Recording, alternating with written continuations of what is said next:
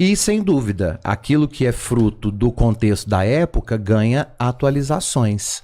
Então, nós vamos ver sempre os papas que vão escrevendo e explicando aquilo que foi dito num outro contexto, numa outra época, trazendo para a realidade de hoje. Mas no caso do comunismo, a igreja nunca revogou o que foi dito por Pio XII. Nunca. Então, permanece a palavra de Pio XII. Então, do ponto de vista institucional, a Igreja Católica seria uma organização intrinsecamente anticomunista. Sim. E aí, nosso amigo Pedro Ivo vai estar vendo isso agora e ele vai dizer, tá vendo, Jones, eu sempre estive certo. Mas aí, veja, eu acho que isso me parece que existe um problema, e a gente traz um debate, eu sempre gosto de focar na América Latina. Né? Historicamente, todos os movimentos da classe trabalhadora que buscaram contestar e reverter, né, os elementos mais brutais de concentração de renda, riqueza, poder e propriedade, pelo menos o alto clero da Igreja Católica ficou ao lado dos poderosos. Né? Ainda que, como o senhor disse, a Igreja Católica não foi fundada por ricos, mas sim por operários, mas historicamente, pelo menos no século XX em particular, quando os operários se colocaram em movimento, a igreja ficou do lado dos ricos, ainda que nas suas bases muitos padres e por aí vai tenham feito uma escolha diferente. Né? E não só na teologia da libertação, diga-se de passagem, antes e depois, não necessariamente inspirados na teologia da libertação. Mas veja, a partir do momento que a igreja considera como incompatível com a fé católica o comunismo, mas considera compatível a concentração de renda, riqueza e propriedade que o Brasil tem, dado que, por mais que a gente conheça as campanhas da CNBB, a atuação, refletida inclusive vários aspectos das encíclicas, na prática, não é um problema, por exemplo, alguém ter 2 milhões de hectares de terra e ser católico, né? É um problema você ser comunista e ser católico. Então isso mostra, me parece, uma opção de classe da igreja, como é que se compatibiliza isso, inclusive com a própria crítica do Papa Francisco à concentração de riqueza. De riqueza. Talvez, professor, a gente possa enxergar a sabedoria da igreja, e aqui, enquanto o senhor foi falando, eu fui pensando, né? E o senhor vai me corrigir. Mas é porque talvez a igreja, ela, por prudência, ela saiba que talvez a única revolução proletariada que deu certo foi a Revolução dos Apóstolos. Qual outra revolução que deu certo, que permanece? Seria muito dizer isso, professor? Eu acho que sim, né? Porque a revolução... Em que momento? Assim, qual a revolução que deu certo? Porque aquilo que eu volto na questão da anarquia. Eu tenho medo dessa revolução.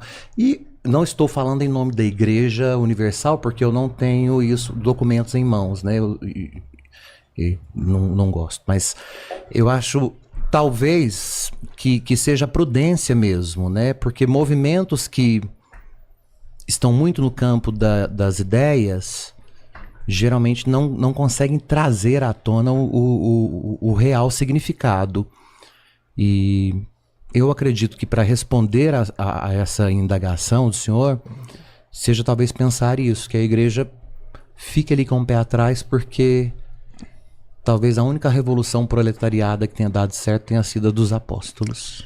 Veja, eu entendo. A gente teria que fazer um debate sobre o que é dar certo, né? Porque o que a gente vive é muito fruto de revoluções que deram certo e a gente vive seus ecos, que é, por exemplo, não existe mais escravidão porque teve a Revolução Francesa, a Revolução Haitiana, e que começou a colocar um fim no regime escravagista do mundo, né? Então, a gente vive os ecos da Revolução Francesa e Haitiana vitoriosa. A Revolução Francesa, principalmente, seu período jacobino, que foi anti-escravagista, né? As mulheres votam hoje no Brasil porque teve a Revolução Russa, e que foi o primeiro país do mundo que garantiu o direito universal de voto às mulheres. No Brasil, as mulheres começaram a votar nos anos 30, na França só nos anos 50, né? Então, tem um elemento do impacto global que a revolução deixa, né? Se hoje eu, como uma pessoa negra, não é mais aceitável um discurso de inferioridade racial do ponto de vista biológico, do racismo científico, que existia durante todo o século XIX e começo do século XX. Isso é graças, dentre outras coisas, à vitória da União Soviética na Batalha de Stalingrado, que enterrou os nazistas. E depois que os nazistas foram derrotados, cai em desuso mundialmente o racismo científico. Eu sofro racismo ainda hoje, beleza, mas não é mais ensinado na escola que negro é inferior geneticamente. Enfim, Então tem várias conquistas civilizatórias que são frutos de revoluções, tanto revoluções da era burguesa, né, como revoluções proletárias ou revoluções nacionais, como a Revolução Mexicana, que foram meio que um meio termo, não era nem uma revolução socialista, mas era uma revolução de base popular. A Revolução Mexicana, ela foi um paradigma de instituição que se chama de Estado Social, né? A República de Weimar, na Alemanha, e a Constituição Mexicana, fruto da Revolução, antes inclusive das constituições social-democratas da Europa, foram um exemplo de surgimento no começo do século XX de um constitucionalismo social, preocupado com os direitos sociais e trabalhistas e por aí vai. Isso por um lado. Por outro lado, veja, eu nem acho que é necessariamente...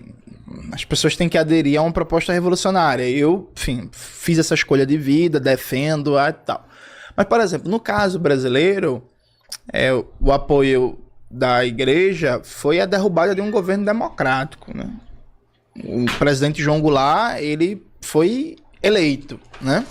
Ele era vice, na época se votava em separado, o presidente e o vice. O presidente era o Jânio Quadros, que renunciou, e aí teve um movimento de golpe de Estado para fazer um processo de reforma agrária, que era uma reforma agrária dentro dos trâmites constitucionais do país.